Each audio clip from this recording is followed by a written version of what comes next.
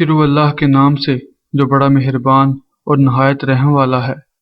ناظرین، سرزمین سیالکوٹ نے صرف حکیم الامت حضرت علامہ محمد اقبال، آفتاب پنجاب حضرت علامہ عبدالحکیم سیالکوٹی، شہید اول حضرت پیر مراد علی شاہ، حضرت امام علی الحق شہید، امجد اسلام امجد اور فیض احمد فیض ہی پیدا نہیں کیے، بلکہ ایسے سے شاہ زوروں کو جنم دیا کہ چشمے فلک ورتہ حیرت میں ڈوب گئی۔ فیروز دین المعروف گونگا پہلوان بالی والا رستم ہند، گامو پہلوان بالی والا، پنڈت چنی لال پہلوان، فہر ہند ستارہ ہند عنایت پہلوان استاداں والا، ریاض بٹ المعروف راجو راکڑ سیالکوٹی اور بوٹی گجر پہلوان، ان سب پہلوانوں کا تعلق پنجاب کے شہر ضلع سیالکوٹ سے تھا۔ داستان شاہ زوراں کی 48ویں قسط، جو کہ مہاراجہ جموں کشمیر کے درباری پہلوان استاد کریم بخش پیلڑے والے کا شاگرد، فن کشتی کا جادوگر ستارہ ہند کریم بخش پہلوان سیالکوٹی کے متعلق ہے۔ ناظرین، یہ ویڈیو خاص ہمارے کچھ ویورز کی فرمائش پر بنائی گئی ہے۔ یہ ویڈیو الحاج مبشر اقبال لون استاداں والا، نشان سیالکوٹ، گولڈ میڈلسٹ، بھتیجا عنایت پہلوان استاداں والا، فہر ہند ستارہ ہند مرحوم سیالکوٹی کے تعاون سے بنائی گئی ہے۔ ویڈیو شروع کرنے سے پہلے نئے آنے والے تمام دوست احباب سے گزارش ہے کہ ہمارے چینل اردو پیجز کو سبسکرائب کر کے ساتھ موجود گھنٹی کے بٹن کو دبا دیں۔ ناظرین، فن پہلوانی کے اس اہم مرکز سیالکوٹ کے کشمیری محلہ میں 1875 کے قریب کریم بخش سیالکوٹی نے جنم لیا۔ کریم بخش سیالکوٹی کا تعلق کشمیری فیملی سے تھا اور فن پہلوانی کی تربیت نورے والی دف کے عظیم الشان پہلوان استاد محترم کریم بخش پیلڑے والا سے حاصل کی۔ کریم بخش پیلڑے والا نے بھی اپنا فن کریم بخش سیالکوٹی کو منتقل کرنے میں ذرا بھی بھول سے کام نہیں لیا، اور یہ کریم بخش پیلڑے والے کا ہی کمال فن تھا کہ لوگ کریم بخش سیالکوٹی کے فن کو دیکھ کر فن کشتی کا جادوگر کہنے لگے۔ ناظرین، کہتے ہیں کہ وہ حریف کو اس انداز میں شکست دیتا جیسے ایک جادوگر کسی کی صلاحیت سلب کر لیتے ہیں۔ بعض اوقات وہ مقابلے سے پیشتر ہی اپنے اس داؤ کا اعلان کر دیتا جس سے حریف کو چت کرنا مقصود ہوتا۔ خلیفہ گھوڑا، بدو جلندری، مہندہ ڈورا گجراتی اور ٹھیلا پہلوان جیسے فنکاروں کو شکست سے ہمکنار کیا۔ کریم بخش پہلوان سیالکوٹی مہاراجہ جموں کا خاص درباری پہلوان تھا، اور جب بھی ریاست میں کوئی چھوٹا بڑا دنگل ہوتا تو کریم بخش پہلوان کو بطور خاص اپنی ریاست میں مدعو کرتا۔ کریم بخش سیالکوٹی کو اصل شہرت خلیفہ گھوڑا کے ساتھ ہونے والی کشتیوں سے ملی۔ کریم بخش پہلوان اور خلیفہ گھوڑا 3 بار آپس میں ٹکرائے۔ مقابلے کے دن کریم بخش سیالکوٹی نے خلیفہ گھوڑا کو لاہور میں صاف چت کر دیا، تو خلیفہ گھوڑا نے اپنی شکست کا بدلہ لینے کے لیے دوبارہ کشتی کا مطالبہ کر دیا۔ لہذا کچھ ماہ بعد ان دونوں شاہ زوروں کے درمیان ایک بار پھر مقابلہ طے پایا۔ دوسری کشتی میں خلیفہ گھوڑا کی محنت رنگ لائی اور خلیفہ گھوڑا نے کریم بخش سیالکوٹی کو شکست سے ہمکنار کر کے اپنی شکست کا بدلہ لے لیا، جبکہ تیسری کشتی پون گھنٹہ کے بعد برابر چھڑا دی گئی۔ بدو جلندری کو 4 منٹ کے مختصر سے وقت میں چاروں شانے چت کر دیا۔ کیم حلوائی، ابلا گجرا والیہ اور ٹھیلا پہلوان جیسے شاہ زور بھی کریم بخش پہلوان کے جادو سے نہ بچ سکے۔ امام الدین پہلوان ملازم نواب صاحب جوناگڑھ کو درسرائے سرکاری گوجرانوالہ میں 16 جنوری 1910 کو منعقد ہونے والے دنگل میں اس نے حریف کو اڑا کے رکھ دیا، جبکہ حیدر امرتسری سے برابر کی جوڑ پیش کی۔ ان دنوں مہندہ ڈورا گجراتی گجرات کا عظیم شاہ زور تھا۔ یہ وہی مہندہ ڈورا پہلوان تھا جو 1915 میں سیالکوٹ کے عظیم الشان دنگل میں رستم زما گاما پہلوان سے ٹکرایا تھا۔ ٹھیکیداروں نے بات چلائی اور اس طرح دنگل کی تاریخ کا اعلان کر دیا گیا۔ اس دنگل کا انعقاد ملتان میں ہوا، جس میں مہندہ ڈورا گجراتی کو شکست ہوئی، اور حسن بخش ملتانی جیسا شاہ زور کریم بخش پہلوان کے فن سے اتنا متاثر ہوا کہ اسی جگہ اس نے کریم بخش پہلوان کی شاگردی اختیار کر لی۔ اس کے بعد کریم بخش سیالکوٹی کی ایک کشتی ہندوؤں کے سب سے بڑے پہلوان پنڈت بدو برہمن سے طے ہوئی۔ کشتی گاہ میں ہلکے خدا کا ہجوم تھا۔ دونوں شاہ زور اپنے اپنے انداز میں اکھاڑے میں اترے اور رسوم پہلوانی ادا کرنے کے بعد ایک دوسرے کے ساتھ گتھم گتھا ہو گئے، مگر فن کشتی کے جادوگر کریم بخش سیالکوٹی کو بدو برہمن کے ہاتھوں شکست کا سامنا کرنا پڑا۔ کریم بخش سیالکوٹی کی ایک کشتی غلام قادر المعروف کالیا جلال پوریا سے ہونا قرار پائی۔ اکثر اساتذہ کے نزدیک کالیا کو اسی دنگل کے بعد ملکگیر شہرت حاصل ہوئی اور اس کا شمار بڑے جوڑوں میں ہونے لگا۔ کشتی والے دن دونوں شاہزور اپنے اپنے انداز میں اکھاڑے میں اترے۔ رسوم پہلوانی ادا کرنے کے بعد کریم بخش نے ڈھاک مارنے کی کوشش کی، مگر کالیہ نے کمال پھرتی سے توڑ پیش کر کے چپڑاس مار دی، جس سے حریف کا توازن بگڑ گیا۔ کریم بخش سنبھلنے بھی نہ پایا تھا کہ کالیہ کے کرنگے پر آ گیا، وہی کرنگا جو پورے برصغیر میں غلام قادر کی پہچان ہوا۔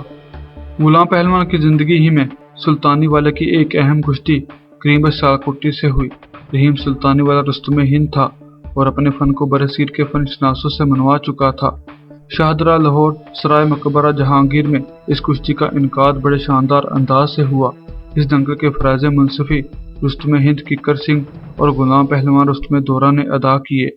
دونوں پہلوانوں کے درمیان ایسے داؤ پیچ کا تبادلہ ہوا کہ تماشائی اش اش کر اٹھے۔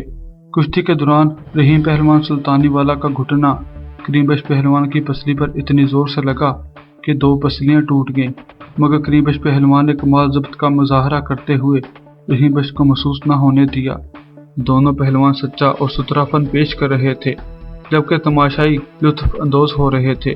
تقریباً 1 گھنٹے کی طویل جنگ کے بعد منصفان نے یہ کشتی برابر چڑھا دی، مگر تماشائی خوب جانتے تھے کہ اس کشتی میں رحیم پہلوان کا پلڑا بھاری تھا۔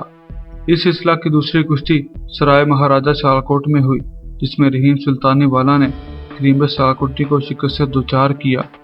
ناظرین، گاما پہلوان کے ویسے تو سارے ہی داؤ رواں تھے، مگر پٹ کھینچنا اس کا ایسا داؤ تھا جس سے کوئی پہلوان نہ بچ سکا۔ گاما پٹ کھینچ کا بطور خاص ماہر تھا، مگر کہا جاتا ہے کہ کریم بخش سیالکوٹی کا یہ داؤ گاما پہلوان کے داؤ سے بھی زیادہ رواں تھا، اور وہ اپنے اسی داؤ سے بڑے بڑے پہلوانوں کے پٹ نکال لیتا۔ کریم بخش پہلوان ستارہ ہند سیالکوٹی کی 2 کشتیاں برصغیر پاک و ہند کے نامور شاہزور عنایت پہلوان استاداں والا ستارہ ہند فہر ہند سیالکوٹی کے چچا استاد کریم بخش پہلوان استاداں والا رستم ہند سیالکوٹی کے ساتھ ہوئیں۔ ان دونوں شاہزوروں کا تعلق سیالکوٹ کے معروف کشمیری خاندان سے تھا۔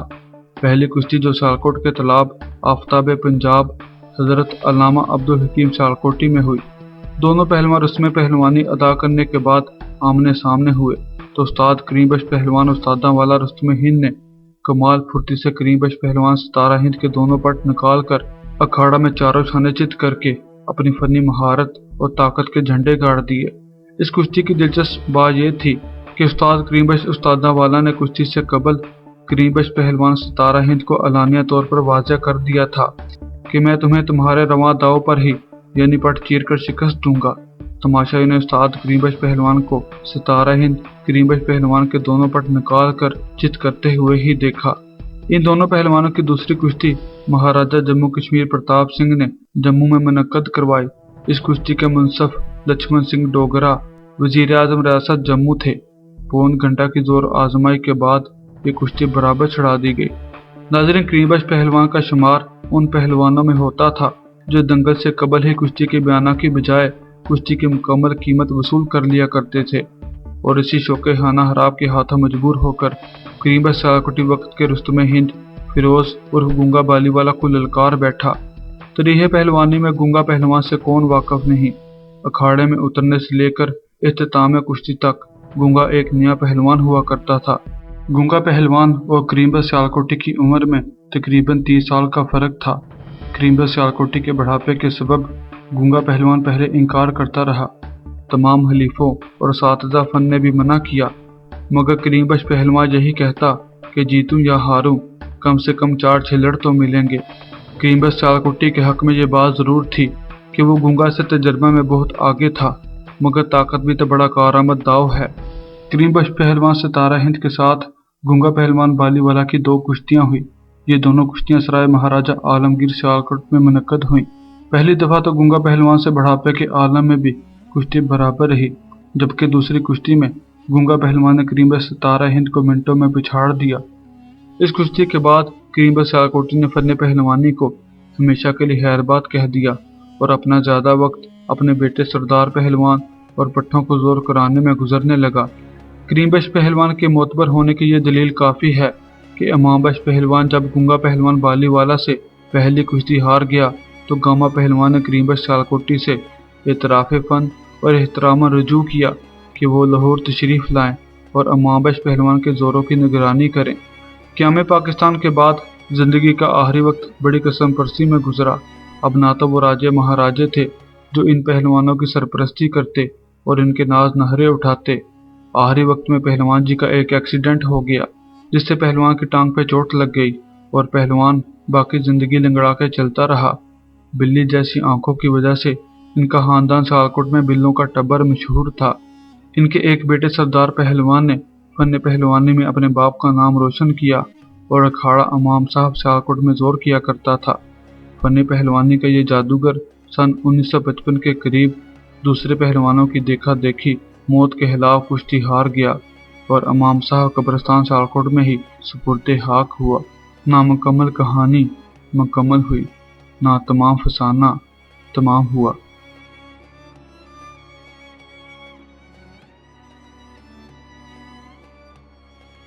दोस्तों, ये वीडियो कैसी लगी हमें ज़रूर बताइएगा और अपनी मोहब्बत का इजहार इस वीडियो को लाइक और शेयर करके करें। फिर मुलाकात होगी एक नई वीडियो के साथ। तब तक अल्लाह हाफिज़।